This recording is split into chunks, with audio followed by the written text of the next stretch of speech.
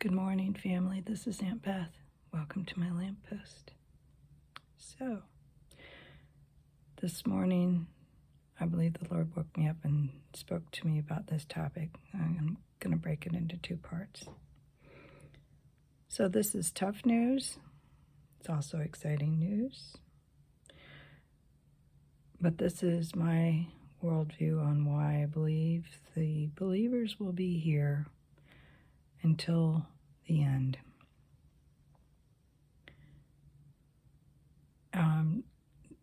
People will talk about the pre-trib, post-trib, rapture. There's two parts to this discussion. The first one is just examining personalities and the way God works, and thinking for yourselves. And the second part is scripture, and it's very long, so I'll probably break this into two parts. But this is why I believe, or no longer believe, in the pre-trib rapture. First of all, a lot of people don't like to read the end of the book, the Revelation. The entire title is The Revelation of Jesus Christ. It's not a horror story. Okay, it's not a scary story. I mean, it is, but it isn't. For those that are called of the Lord, it's a wonderful opportunity to experience the miracles and the deliverance that God showed out in Egypt when he brought his people out of slavery, in Iraq when Daniel was there under Nebuchadnezzar, and Shadrach, Meshach, and Abednego and their deliverance from the fire, Daniel's deliverance from the lion's den. So apart from the scriptures, which we'll handle in part 2, I want you all to think about this.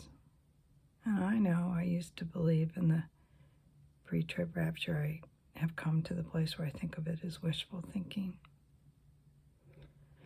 because there's so much fear. Fear is a horrible reason to make a decision. There's fear of the Antichrist, fear of the beast, fear of what's going to happen. Did you know that the discussion of the beast and the Antichrist and the mark of the beast and all that is only 5% of the book of Revelation? 5%. And yet the devil somehow turned that fear so it's all about him. It's not all about him. It's all about God. Now, God does provide a way of escape in every situation where judgment is coming and discipline is coming. But it's a way through, not a way out. You think of Noah. It's a way through, not a way out. Required some work on his part. So, my point is that it's the revelation of Jesus Christ. It's not a revelation of the devil. Jesus said to occupy until he comes. He didn't say party until he came. And I think if you believe that you're not going to experience any bad times, it leads to a very unhealthy attitude towards partying. Okay. This does not fit God's character. He's looking for the warriors, the SEAL Team 6, that's going to rescue those people that are sitting on the fence. It is the most exciting story ever told. And I know when I was young, even up through my 50s, I'm like reading the book of Revelation with one eye shut, because I really didn't know. You know, it's kind of like a spooky story before you go to bed. But that's not it at all. I want you all to think of this as a weather report. This is what's coming. Here's how to win. Okay? Because it's very clear in the book. This is what's coming. Here's how to win. Think of it as a weather report. Did you know that really, so we have seals, trumpets, bowls. Okay. The seals and the trumpets are God's judgment. The bowls is God's wrath. No, I don't think we'll be here for the wrath of God. But when you read the book of Revelation of Jesus Christ, there's a couple different locations of people and snapshots of heaven. The first group that you actually see is the martyrs. Okay. And they're under the altar. And they're told, hang on, there's more coming. Okay. Why is it a good thing to be a martyr? Because they're the only ones that reign with Jesus during the 1,000 years. And I have scripture for that. Let's see now. Okay, where's my scripture on that?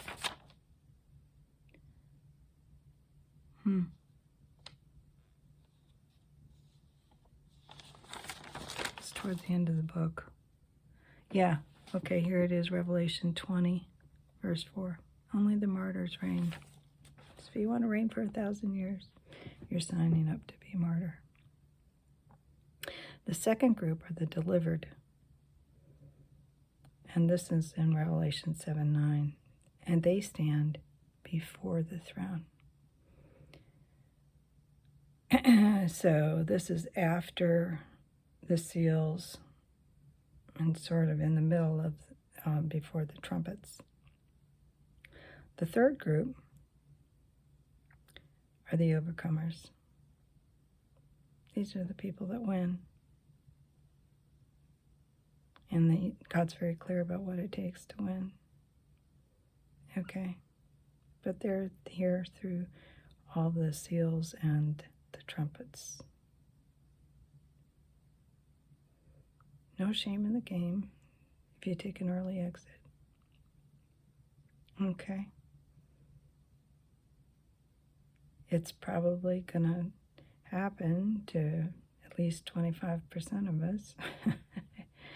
As far as the seals go, because 25% of the world dies by famine or sword.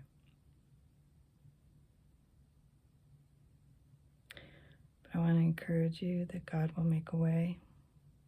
Be like the wise virgins. Store up oil in your lamp so that you can go the distance, okay? You want to go the distance, we all do.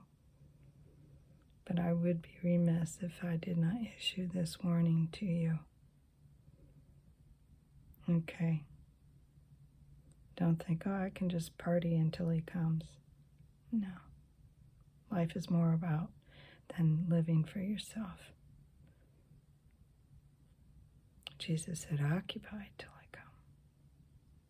Out of the salt shaker into the world.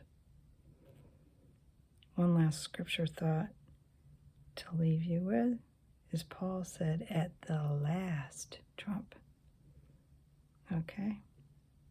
So at the last trumpet. So that means we've got 7 seals and 7 trumpets to get through. And I'll go through the scriptures, my second post on this. But I want you to think about God's personality. He's not one to run away from stuff. He's looking for SEAL Team 6. He's looking for warriors. He's looking for people that'll go the distance, that are absolutely committed. There is, I think if we focus on the wrong thing, on what the enemy is doing, there's a tremendous amount of fear, and that's how he works. Let's focus on what God is doing in his plan. Have respect for that. The fear of the Lord really means respect, significant respect. You're not going to step out of line because you respect him. And think about all the scriptures and all the things that God has ever done to pull people out. Just doesn't fit. I mean, he will make a way through. There will be light in the land of Goshen. But we're in for a tough ride. So don't fool yourself. Okay? I was there, wishful thinking. Just remember, the beast has got 5% of the book. He's got a world economics system that God's children are warned, do not participate in the mark of the beast. You can't buy or sell without it. That's towards the end. Okay. Just one last thought. You know, there's only the first 6 seals. You could kind of attribute that to men's actions, but from then on, it's all God's show. There is nothing that man can do. So, I know this itching. Anyway. So, with those encouraging words, buckle up, Buttercup, we're going through. It's going to be the most exciting thing ever. Okay? So, I would view the book of Revelation of Jesus Christ like a weather report. You want to know what you're getting into. You want to be prepared. You want to have oil in your lamp so you can go the distance. And I'll list the specific scriptures next time we talk. So, have a fabulous day. All God's best.